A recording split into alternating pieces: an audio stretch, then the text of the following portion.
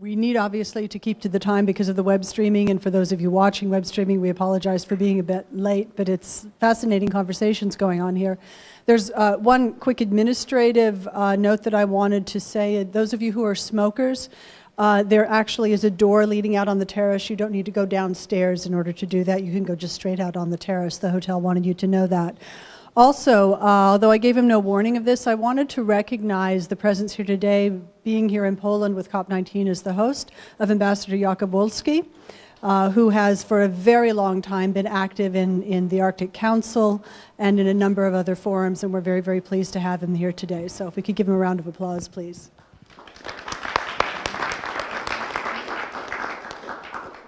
And then I'll turn it over to Owen Griffin from SCAR on Antarctica. Thanks very much. Yeah, so I'm representing the Scientific Committee on Antarctic Research, and we'd like to thank Pam and the ICCI for giving us the opportunity to contribute today. And we're obviously also thankful to the Norwegian Ministry for Foreign Affairs for supporting us in this. So at the previous UNFCCC meeting in Bonn, we introduced our Antarctic Climate Change and the Environment update. And today we have a couple of talks from our cornerstone science research programs.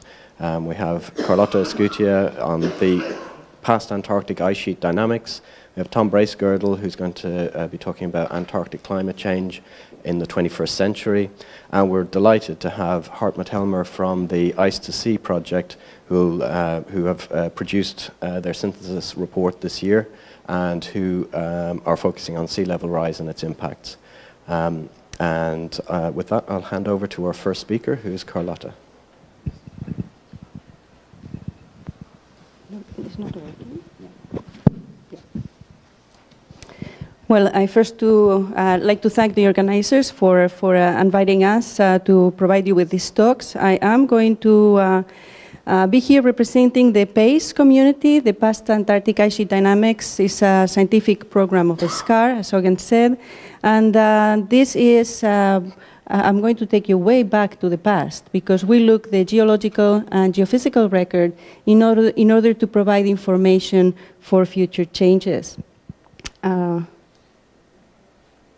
I pass? Here, 1 second. I need the glasses, 1 second. It's taken out there, yeah. Ah, okay. That's fine. Thank you. Does it connect directly? Or do you need to? Yeah.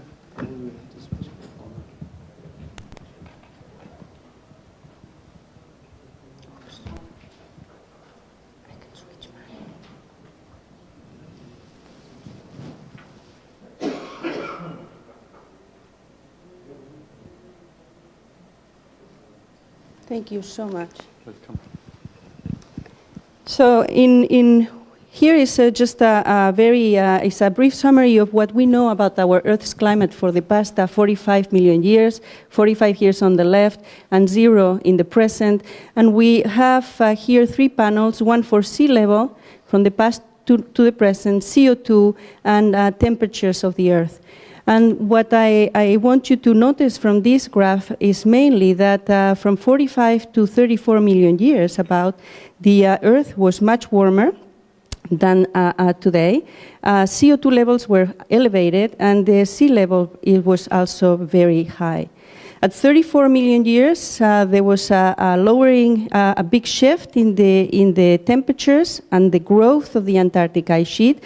And therefore, before 34 million years ago, there was no ice, permanent sea ice in Antarctica. And it was afterwards that we lived in this ice house, where at the beginning, the ice sheets were very dynamic. They came and went very quickly. And then at one point, after 5 million years, we developed the Antarctic ice sheet as we know it today.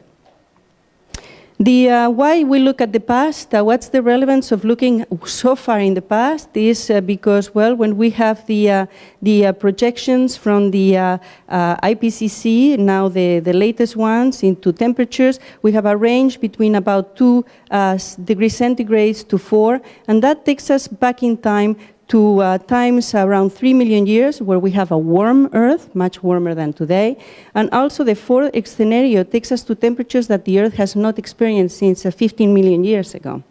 So we'd like to take a look back in time to see how this Earth looked like. Same for the CO2 levels. If we look at the business as usual scenario, we would get to a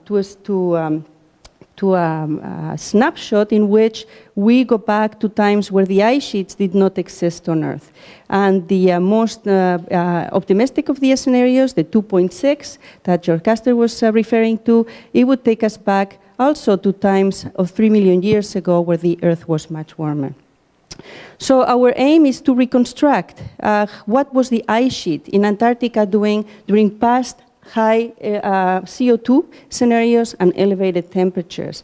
And in order to answer these questions, and why we don't have the answer to these questions is because the information about past climates that I showed you in the previous slide is mainly gathered from information from sediment cores in low latitude areas. And mainly tells us the temperatures were elevated, the temperatures were less, but what happened with the ice sheet during these elevated temperatures, we don't know. Where was the ice sheet? Did it retreat during high CO2 levels? Did it advance after? What did it do? So that's why we need to go to look for more records of sediment records, long-term records in the Antarctic margin. So in the PACE program in SCAR, we have this strategy of, until now, we have been collecting sediment records from the marine realm, and now the technologies are starting to allow us to try to also tap into the subglacial sampling, through sampling of the subglacial lakes, for example. For records of less than 1 million years and less, we can also link to the ice core record. But as you know, the ice core record only extends our knowledge of climate back in time until 1 million years, and after 1 million of years, there is only the sediment core record, the geological record, that can provide us with the information.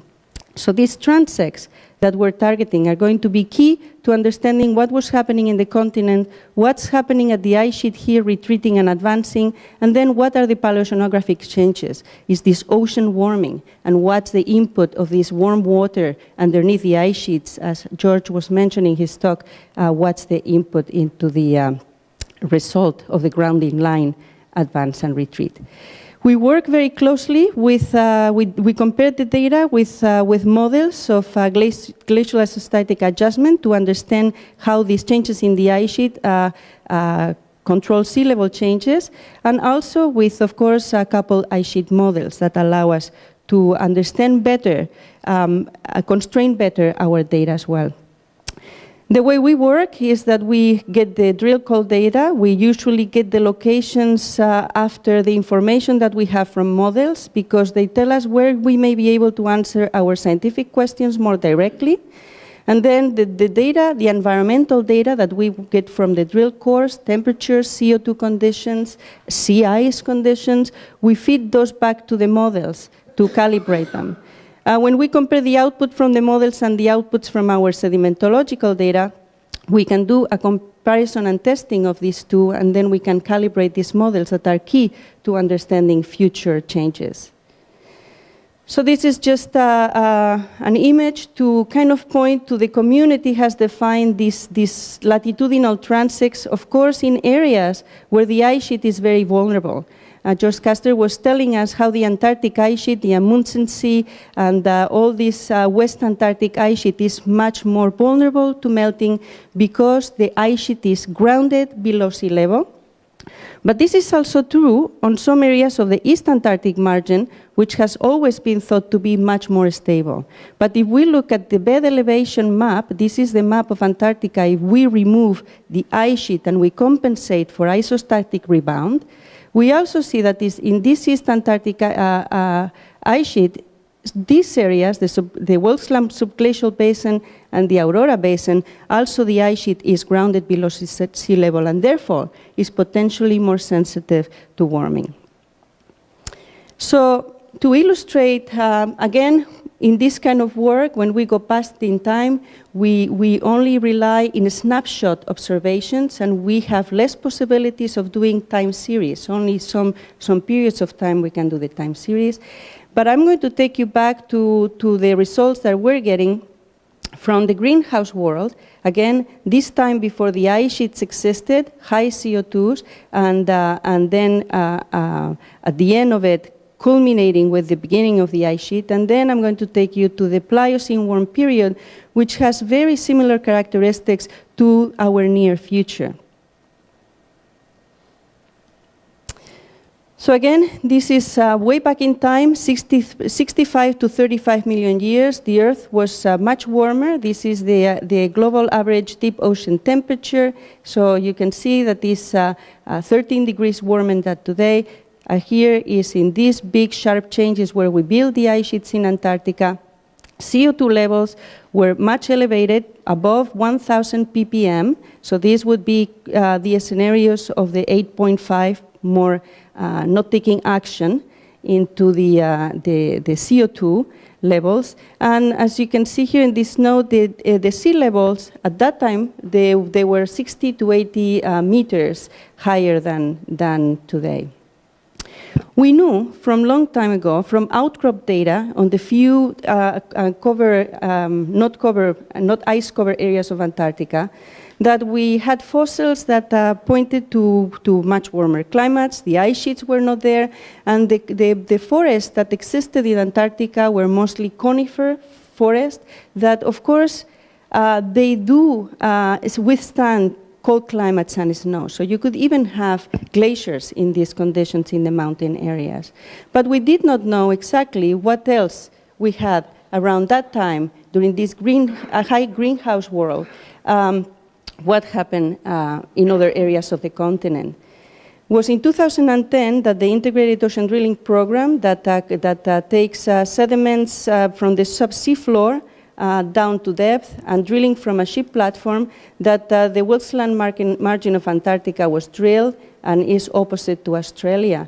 And again, we recover these cores, and these cores are studied for all sorts of indicators. And one of the indicators that we obtained from here is that we had pollen from plants that were similar to the present Bombaceae, and these are the baobab trees. So this is very important because before we knew Antarctica sustained conifer forest, but what this means is that these trees, the cold mean temperature, this is the coldest temperature you can withstand, is about 10.6 degrees centigrade plus or minus 3 degrees. This means these are very tropical, subtropical. These trees, of course, are now in Africa, and this was substantiated by the fact that we also got pollen from palm trees in Antarctica. And again, these withstand temperatures that are much lower, but they are frost. They're sensitive to frost. So the picture that we were getting is that we were not only having a continental warmer Antarctica with the conifer forest, but we also had coastal areas that were extremely warm. This is the record. This is the greenhouse record that we obtained from that expedition. And here's a series of indicators. And one of the indicators before the beginning of the ice house, that is above this red line, is the temperatures, the indicators. And these are the text 86 temperatures. And because there is problems with the calibrations of these proxies, of these indicators, here we have the lower range, which are around about 25 degrees higher, temperature in Antarctica at that time, and a little bit higher than 30 centigrades. These are tremendous temperatures, and we had never had these records before from sediment records. And therefore, we would have thought that maybe the calibrations were wrong, and maybe the temperature indicators were wrong. But since this is in agreement with the pollen data that I just showed you, then that means definitely that this part of Antarctica was extremely warm, tropical to subtropical temperatures during this time of the Earth's history. What this has caused very quickly is that the mean temperature surface models had to be revised because of this new data coming into the play. And before, the mean surface temperatures were 4 degrees. And after adding this data plus other data that Hollis et al. Did obtain from the Southern Pacific Ocean, these have been revised into being 13 plus or minus 2.6 degrees centigrade. So 3 times higher temperatures that the models had predicted before. So this is the snapshot for the greenhouse and the kind of data that is coming into the play that can help the modeling. And now we're going to look into the Pliocene warm period. And this is a very important period because we have the temperatures were elevated 2 to 3 degrees warmer than present. We had a polar amplification. We see in our records that the temperatures, the sea surface temperatures are about almost 6 degrees higher. The CO2 concentrations are what we have right now on Earth. But the most important thing is that we had the ice sheets, the continents, and the oceans were similar than today. Everything is in the same position as today. And therefore, the climate system as we know it today existed already. So this can be looked at as a good analog for the end of our century if projections continue between the scenarios of stability and business as usual. So this is a little bit more in detail. I'm just going to put this more in detail, the warm period between 4.8 and 3.5 million years ago. And then we see that this is an oxygen isotope record that provides a proxy for temperatures and ice volume. Very warm here, and then we get the cooling trend that leads us into the glacial interglacial cyclicity of the Pleistocene, and the permanent ice caps in Greenland formed after 3 million years ago, which is this record. Another important key point for this interval is that the sea level estimates from far field records from many areas in the world are 22 meters higher. So what do we have in our records? There is drilling in the Ross Sea area. Did a drill through the Pliocene record, these 5 million years. And what they found is that there was a lot of glacial interglacial cycles, 38 of them. That meant that the West Antarctic ice sheet was extremely dynamic. It grew and it retreated very, very often. And this is how the sediments indicated. This is a program that drills from the ice shelf into the sediments. And what they found that there was times in which the ice sheet extended seaward, sometimes that the ice sheet was as today, and then sometimes that the ice sheet was landward, it had retreated. And the models indicated that when the ice sheet grew, it created a sea level lowering of 5 meters. This is pretty much the scenario as today.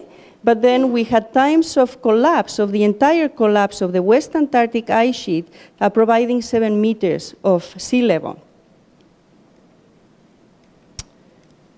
But we know now from the Andriel core that this is the response, that we could have this collapse. But we also need to take into consideration that the models are based in one single drill hole here.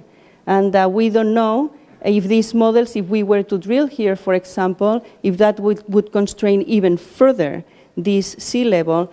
Did the whole West Antarctic ice sheet collapse, or did only partially collapse? So for this, we need further records. Also, here is this is a compendium of all the far field estimates of sea level for this time of the Pliocene, again, around 20 meters. And as shown by the models of the Andriel cores, the West Antarctic ice sheet would provide for 7 meters sea level rise. And models from the Greenland ice sheet, for example, this one from Dolan, also points to 7 meters sea rise. So we have 7 meters plus 7 meters does not take us to the 20 plus meters that we're getting from the far field records. So somewhere else, the ice sheet needs to be melting. And that would take us into the East Antarctic. Is East Antarctica contributing to sea level? Because until now, East Antarctica has been considered extremely stable. And East Antarctica has also had the models trying to reproduce melting have had a very hard time getting rid of that ice sheet. So during this expedition to the Wilkes Land, there was, again, a recovery of the Pliocene record, and the only thing that this graph means is that there is lots of wiggling here, and the red ones, the red rectangles, are the interglacials, warm periods, and the white ones are the interglacials. Again, glacial, interglacial, glacial, interglacial. But what is the ice sheet doing? Is the ice sheet going? Is the ice sheet retreating? Is the ice sheet advancing? So we have, with the ice rafted debris record obtained from this course, seem to indicate that during warm times, we had always provenance from materials that are only known to be inside the Wilkes Land subglacial basin. This is this basin that I was showing you before, that now the ice sheet is grounded below sea level.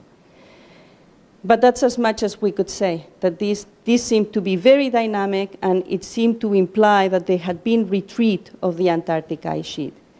The modelers are now taking into consideration this data, and they are working in constructing models for the East Antarctic ice sheet based on the record of temperatures, sea surface temperatures provided by this core. And they are now coming up with models, and this is in progress, so this is an unpublished model, in which retreat of the East Antarctic ice sheet in the subglacial basin of the Wilkes Land could happen. And this is happening because they are considering different mechanisms of forcing a feedback of the ones that were considered at the beginning of the other models. So it triggers a re-examination of the mechanisms that had been fed into these models. So if this is the case, this would provide for about 9 meters estimated sea level rise. So we go through all these transects. Again, the yellow dots, these are the areas where we have data. I only discuss a few snapshots from the Wilkes Land and the Ross Sea. We also have from the Antarctic Peninsula, and we do have projects that are coming up into the picture between now and 2015 that would provide the record of this ocean warming potential, because as George was mentioning, it is important, these tongues of warm water that are melting the ice from underneath. And with this, I thank you for your attention.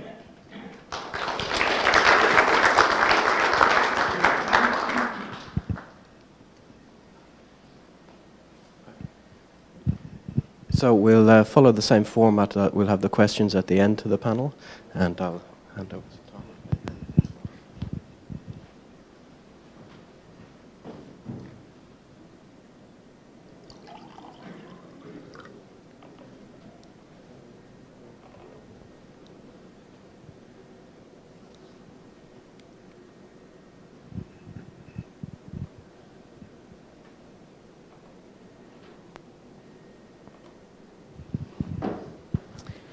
Okay, well, thanks very much for having me. It's a real pleasure to be here in Poland. And today I'll be talking about Antarctic climate change over the last few decades and over the 21st century, and looking at one really important aspect, which is the winds around Antarctica and the impacts they have on the Antarctic climate system. One of the most dramatic changes that we've seen in recent years over Antarctica was the breakup of the Larsen B ice shelf on the Antarctic Peninsula. And this occurred in March 2002, where a really large area of ice broke up in around about 3 weeks. And it's 50 kilometers across, so it's a really huge event. And this was thought to be partly due to a large warming in the Antarctic Peninsula, which we've observed over the last 50 years or so. And this warming is part of a real hotspot in warming over the Antarctic Peninsula, which, if you look at the record, you can really see stands out as the largest warming in the whole southern hemisphere And if you compare it to the rest of Antarctica, where we've seen very little change or even slight cooling in some places, it's interesting to look at this picture as well, which shows where we have observational records from weather stations. And it's very clear that over West Antarctica, which has been mentioned a few times so far today, we actually have pretty much no long-term weather stations, and they're mostly concentrated around East Antarctica and the peninsula. So what's different about the Antarctic Peninsula that means that it's been warming so much compared to the rest of Antarctica? Well, one of the really key differences is that West Antarctica sticks out into a region of strong circumpolar westerlies that blow around Antarctica.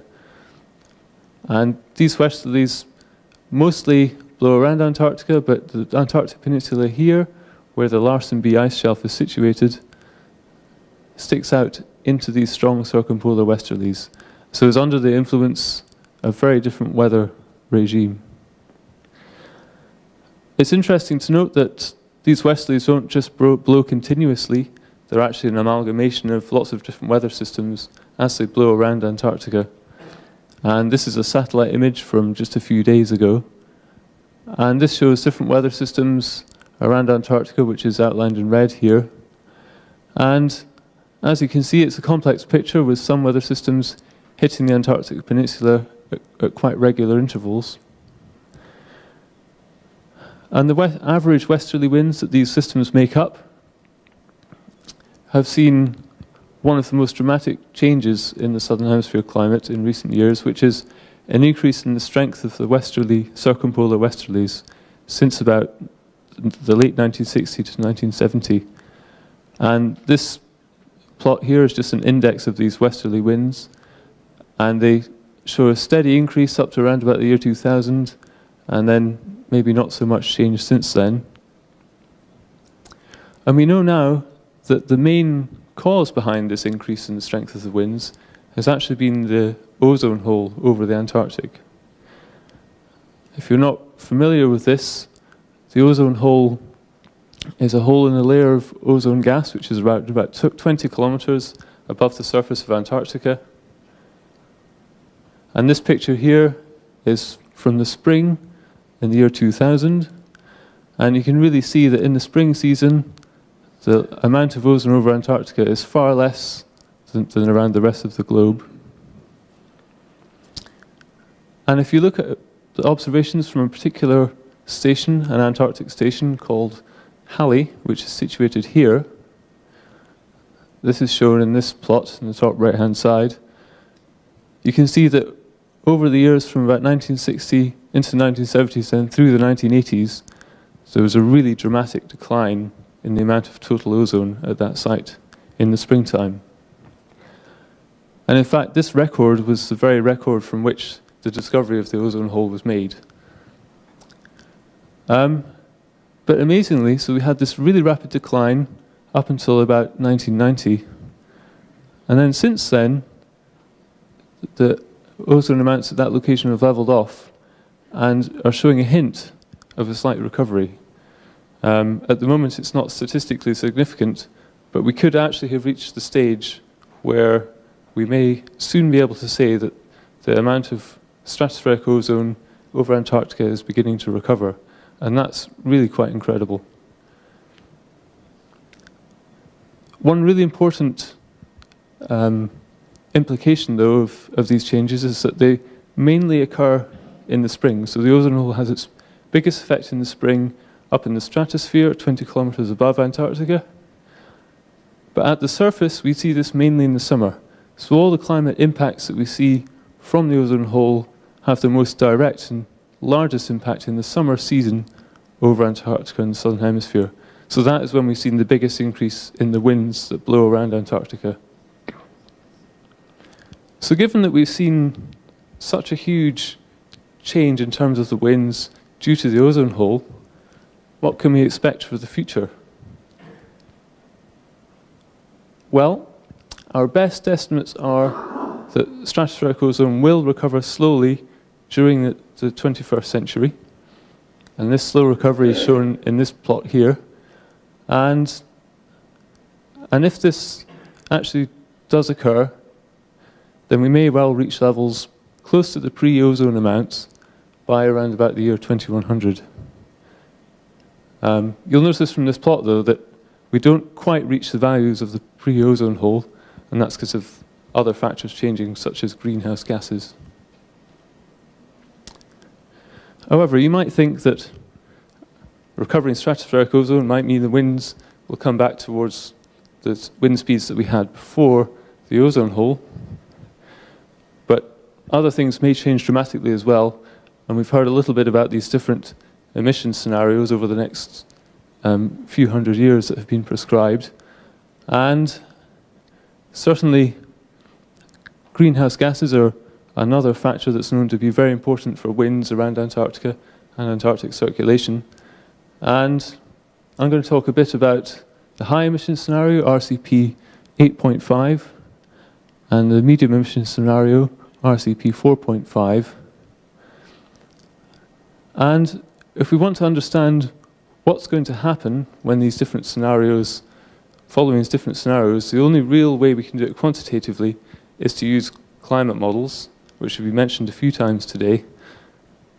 But it's worth just saying that climate models are just mathematical representations of reality. They're attempts to represent the real world, but they are just approximations. And this picture here just gives you an idea of what the world looks like in one of the general circulation climate models of present day. And a large amount of climate model data from centres around the world has been released recently in preparation for the current IPCC report, the 5th report.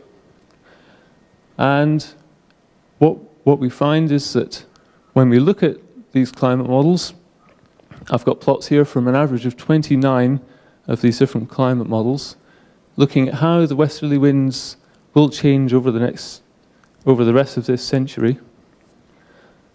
And if we look at just the summer season, when we know the impact of the ozone hole is going to be most important, if you run the models with external forcings from 1900 through 2100, you can see that in the more recent period, up to about the year 2000, the climate models do seem to capture this rapid increase in wind speed that we've observed. The red dashed line is the observed record, which on this plot looks a lot more noisy than the climate models, which is a solid line, and that's just because it's an average of 29 different models. But really importantly is that in the next 50 years, even following this high emissions RCP 8.5 scenario, we actually predict no change in the strength of the circumpolar westerlies around Antarctica. And that's because although stratospheric ozone amounts in these models are assumed to be recovering, we've also got rapid increases in greenhouse gases which have an offsetting effect in terms of the impact on the winds. Later in the century, though, the role of greenhouse gases becomes dominant, and we see a further increase of the circumpolar westerlies. However, if we look at the annual mean, that somewhat smears out that summer-only role of the ozone hole. And so actually you see much more of just a monotonic increase of circumpolar westerlies all the way through the 21st century, with changes, really large changes of the order of 10% from present-day values. And if you go back to pre-industrial values, it's even more than that.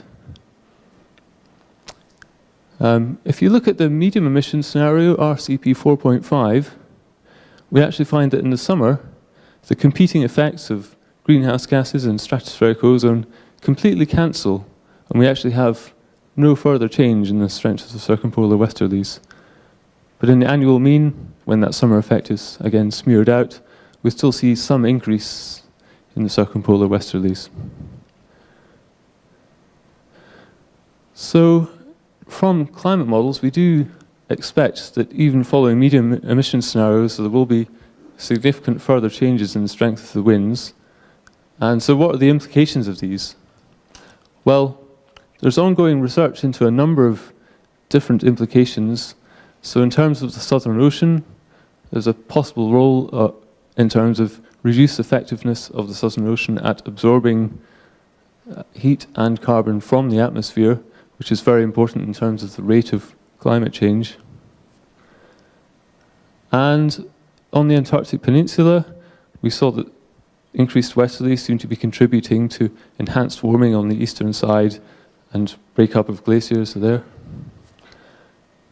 And on the West Antarctic ice sheet, which we've heard a lot about today, which I haven't mentioned much myself, but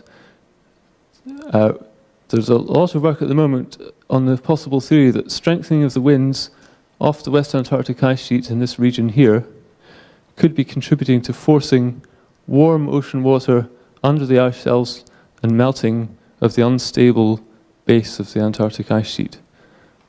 So there are a number of really important impacts of global implications of these changes in the westerly winds around Antarctica. So work we're doing at BAS in trying to confirm these ideas involves flying aircraft over the Antarctic Peninsula, and my work through the Scientific Committee on Antarctic Research is involved in looking at how improving projections over the 21st century, and SCAR is a great way for us to interact with these other parts of Antarctic science, ecosystems, etc., and actually communicate our science across different disciplines. So to summarize, the recent wind decreases have had a significant impact on Antarctica, such as headline events like the breakup of the Larsen B ice shelf. The formation of the ozone hole is the main cause of increases over the past few decades, but we really are going to see things change in a very different way over the coming 100 or so years. So although the recovery of stratospheric ozone over the 21st century will act to reduce wind speeds, this will only be partially offset by the projected increase in westerly winds caused by increases in greenhouse gases following the medium to high emission scenarios. So thanks very much for listening, and I'll be happy to answer questions at the end of this session. Thank you.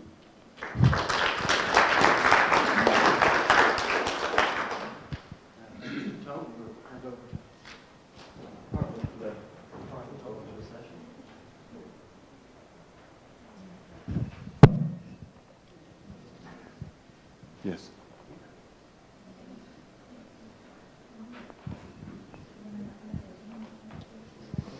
Yes. Good morning, everybody, and thanks a lot for the invitation. As Egon already mentioned, this talk is on behalf of Ice to Sea. That's an EU project which comes to an end by this month. And Ice to Sea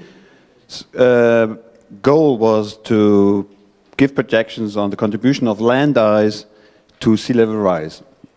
And I will focus today just on the contribution of Antarctica to the contribution to sea level rise. Let's start with a view from space, and this is a very common used figure.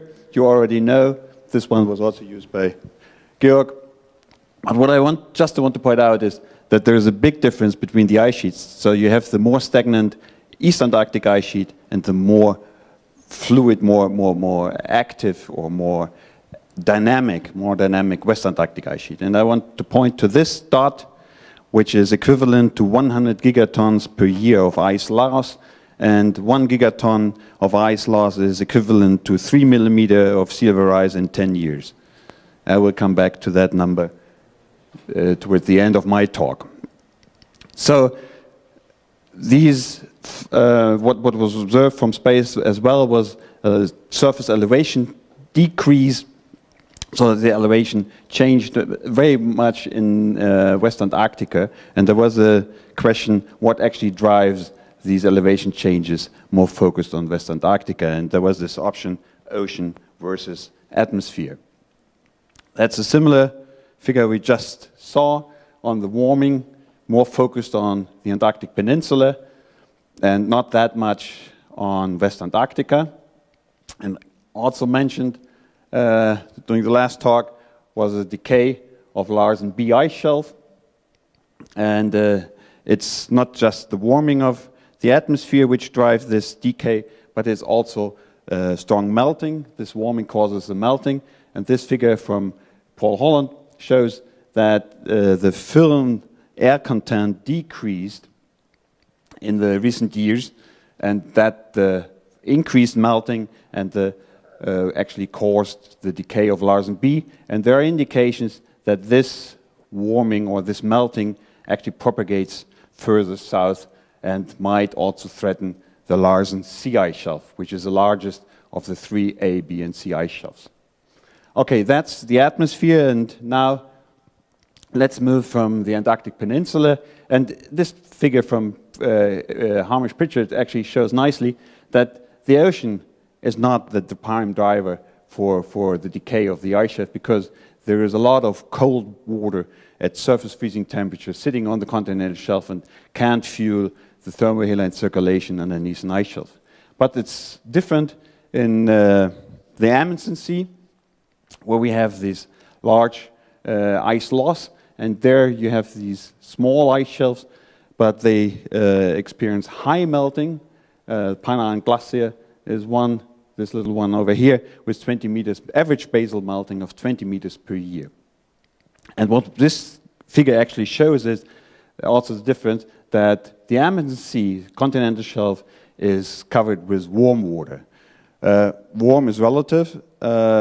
We polar oceanographers, we call water with 1 degree centigrade already warm.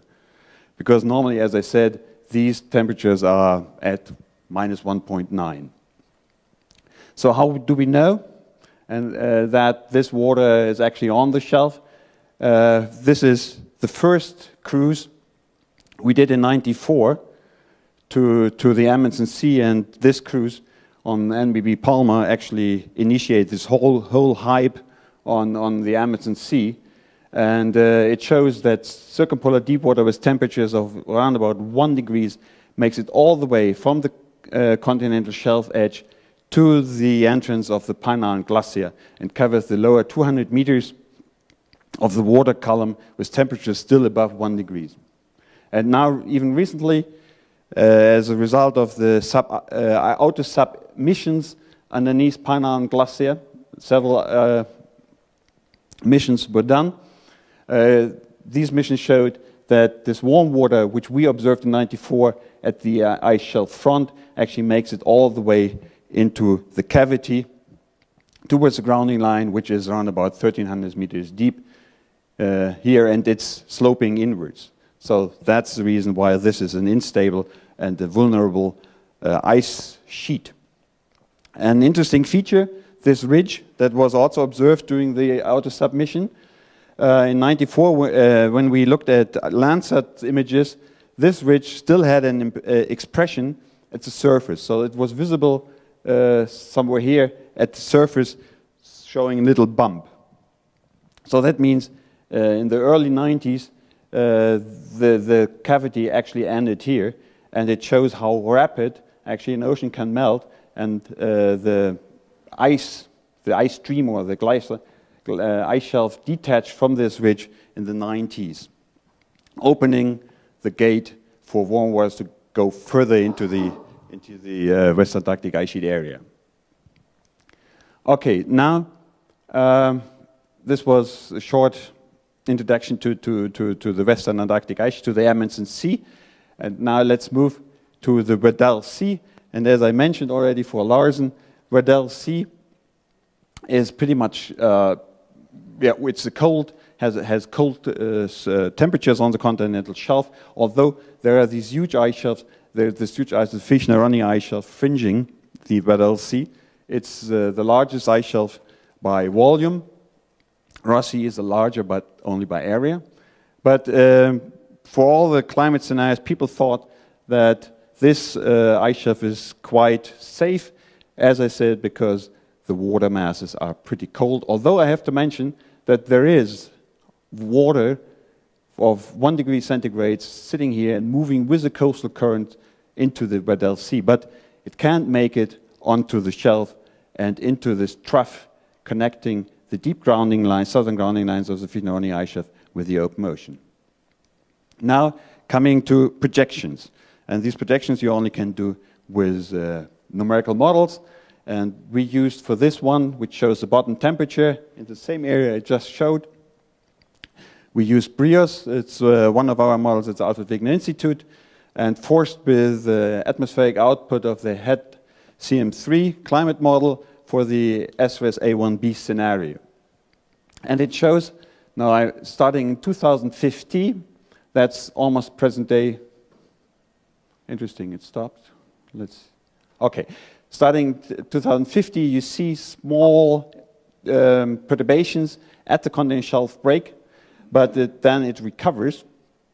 But then in the 2070, the freshening was so much on the continental shelf that this front actually disappeared and allows warm water to get into the cavity and fill out the cavity, or the cavity by year 2100. This causes, because BRIOS is a coupled ocean ice shelf model, this causes strong melting at the base. Although I have to mention that this is a static ice shelf, so we assume that the thickness can't change, which would have an impact on ocean circulation and water mass characteristics. So this is just a static ice shelf, but still, we see the following. Starting in 2050, the melting, which is 80 gigatons today, and an average melting of 20 centimeters, increases rapidly within a decade to 1,600 gigatons per year. That's 20 times more melting. And this is not just for the A1B scenario, which is a dark line, but it's also for the E1 scenario. It starts a little bit later, but catches up fast and then stays almost at the same level as the A1B. This curve is for a different climate model output. It's still from the Hadley Center, but it's the Q0 model. And the other one, the red curve, which is quite interesting because people complained that the BRIOS is too coarse to actually simulate the processes at the continental shelf break. That is our finite element model, FESM, which has a resolution down there at around about 20 kilometers. And even FESM already shows these higher fluctuations of warm water getting in, here it's the melting, but that's caused by the warm water getting into the Fichner trough. And it's a little bit slower, the increase, but at the end, it even crosses the 1,600 gigatons we predicted by the BRIOS model. So there is a strong possibility, or there is a weak point in the southern Weddell Sea, which might allow warm waters also to get into the Fichner-Ronny cavity. As I said, this is a static ice shelf.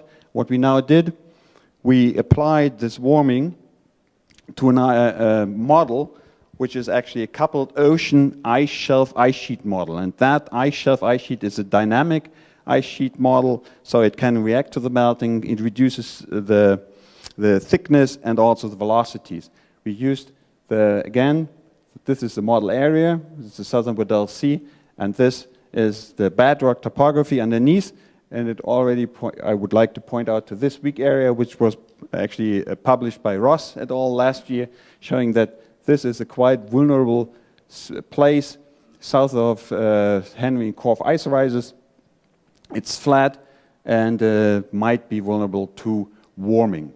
So what the simulations now show, it's, we had to run this model into a quasi-stationary state that took 350 years, and that's the melting, proposing this warming at the open ocean boundary. You have stronger melting at the ice edge, but again, very strong melting at the Möller ice stream, and institute a little bit, and then in 500 years later, this whole system shifted, and it shifted because the grounding line retreated. This is year 350. The grounding line within 500 years retreated by 200 kilometers.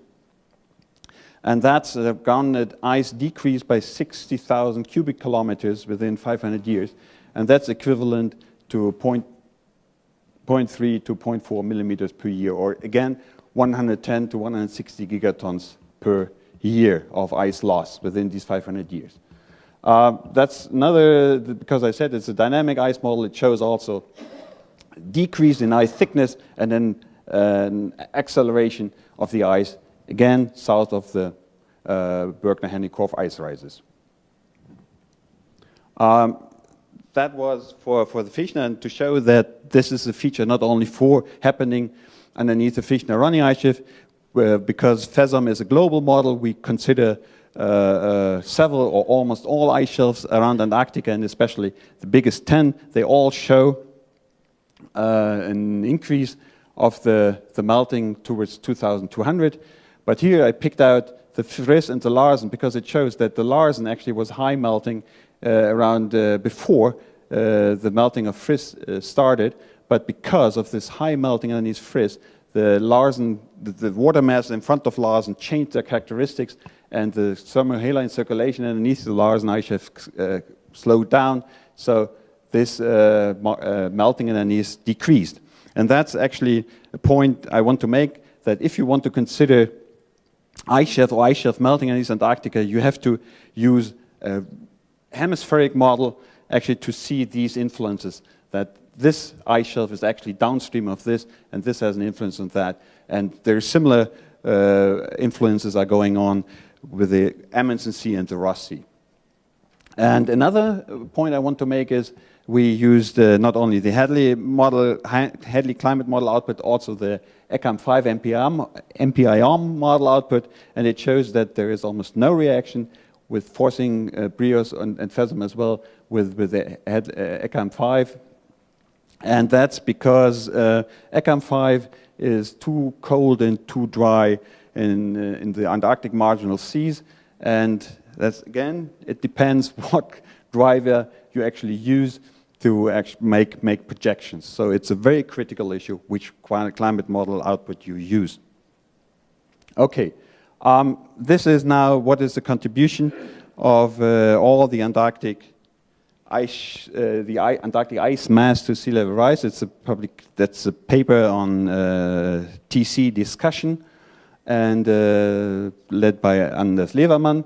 And what it shows, it's part of their sea rise project, and they show that by 2100, Antarctica contributes around about 8 millimeter per year, 0.8 millimeter per sea level rise. That's quite low till 2100, but what we actually saw from ice to sea, that this numbers will increase as you go beyond 2100. This is actually you also saw this morning, the projections for sea level rise under the different RSCPs. I want to skip that. But this is quite an interesting figure I received a few days ago by Tom Howard from the Met Office Hadley Center. And it's more, people, when they ask for sea level rise, they want they ask you what is going actually in front of my home. And this is a prediction for the storm surges in the North Sea.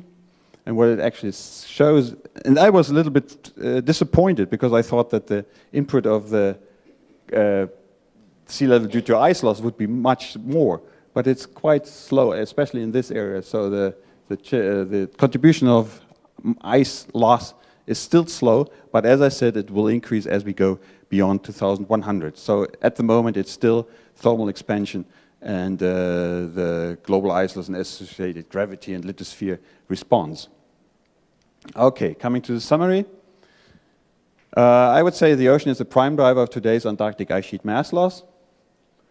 Ice shelf basal melting will increase under global warming. That's what actually the models, the projections of the models. New margins might be vulnerable to warm water intrusions in the near future. Carl already mentioned the East Antarctic, the Totten Glacier, which is also vulnerable.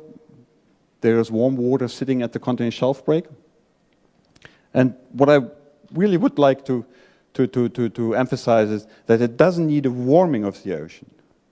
It only needs a redirection of the heat which already exists. So the heat is already close to the continental shelf break. And now it needs atmosphere, as Tom just showed, or some other action which brings up this heat onto the continental shelf and into the ice shelf cavities. Ice sheet response to ocean, the ice sheet responses to ocean changes on centennial times. As I said, it takes 500 years to actually get this sea level rise of 3 millimeters in 10 years. And as I already said, Antarctica's contribution to the global sea level rise remains small till 2100. Thanks a lot.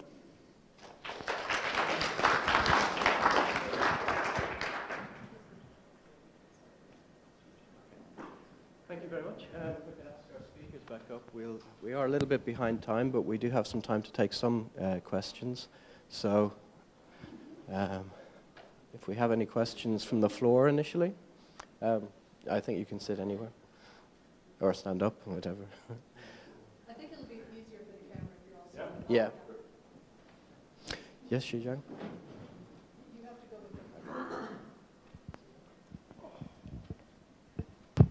the My question goes to Tom.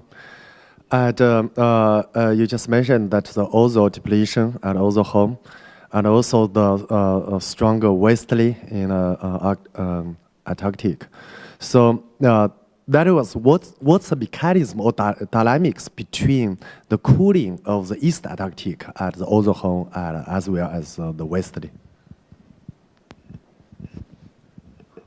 So, over East Antarctica, the change in the atmosphere has actually been very small, and a possible slight cooling.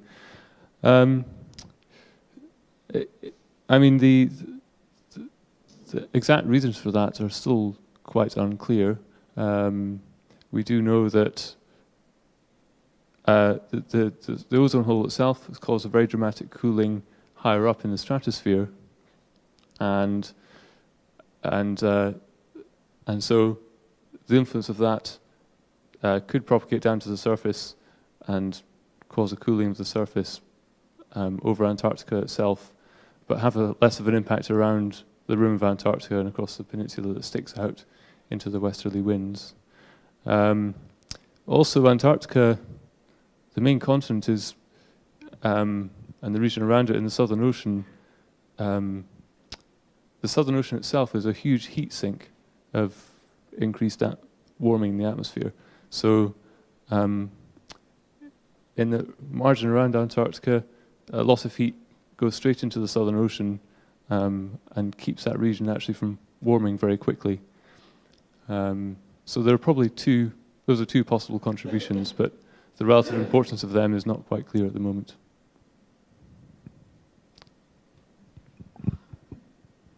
Okay, thanks. Do we have any more? Yep.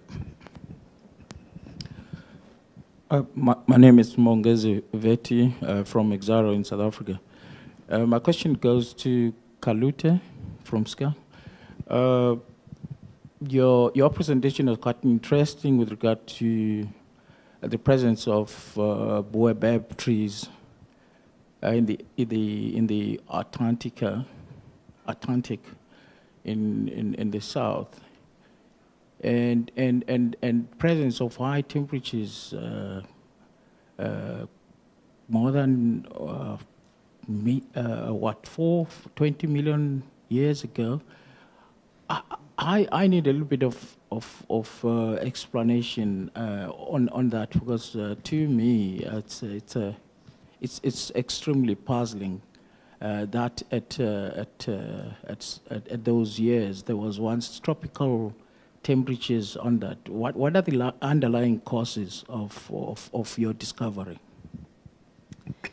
So we know about climate variability in the present and in the near past because we do have these long-term climate records.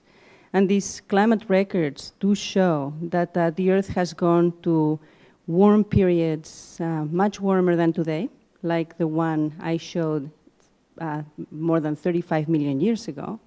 And then we get this cooling trend. It is true that the geological records of the past, we do get these windows into how the conditions were in the past. And in that time, where we had this climate, we didn't have ice sheets in Antarctica.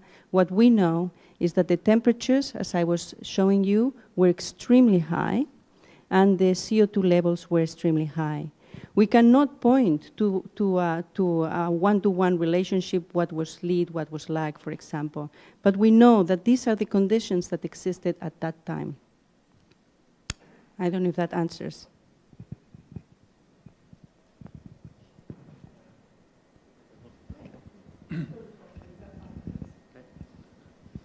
That's more a comment related to Hartmut. We were doing together, I'm from Martin Seifert from the European Space Agency. We were doing together with NASA and a lot of scientific groups from the US and Europe during the last 2 years, the so-called IMBI study, that is International Mass Balance Intercomparison Experiment. And we confirm exactly what you showed with your models related to measurements coming from 4 different methods, 2 related to altimetry on laser and radar, then interferometric measurements and gravimetry.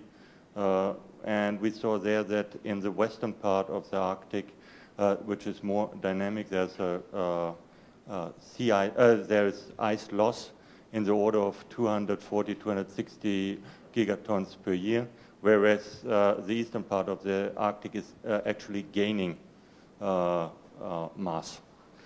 And well, this study was not only on the Antarctic, but as well over Greenland, and the overall contribution from the 2 ice sheets is about 1 millimeter to the sea level rise per year, where 2/3 are coming from Greenland and 1/3 are coming from Antarctica. And thanks for your presentation with as well with the model prediction. We, as I said before, we can provide observations, but it's up to then the scientific community on the models to bring this forward towards scenarios, how this will then be predicted in the future. Thank you. Yeah, thanks a lot. Just to mention that we also will start with a huge program on the Fichner-Ronny ice shelf. It's in collaboration with BAS. So we will drill through the Fichner ice shelf on 4 sites, and we will lower instruments into the ocean to measure actually the present state. So what's actually going on at the moment, because we don't know. There are only a few holes on the Ronny side, but there are no on the Fichner side. And that program is also combined with a large geological project running seismics and ice thickness measurements. They have this phase-sensitive radar now, the BAS, and can actually determine melting rates. So with up to 2020, work in Norway, UK and Germany will focus on the Fichner ice shelf to actually monitor the situation there.